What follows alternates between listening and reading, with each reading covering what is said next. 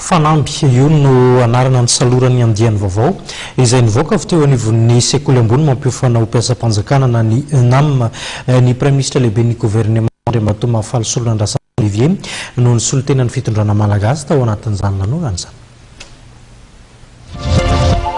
Androany maraina no navoaka tamin'ny fomba ofisialy ny andiany fa 4 ao amin'ny sekoly ambony mampiofana ho mpiasam-panjakana na ny Enam teny Androibe ny Praiminisitra Lehiben'ny Governemanta Faly solontenan'ny Olivier izay solontenan'ny filoham-pirenena era-jonary mampianina no nitarika ny lanonana tamin'izany. Fanamby no anarana misafidiana izy 120 izay niofana nandritra ny 2 taona.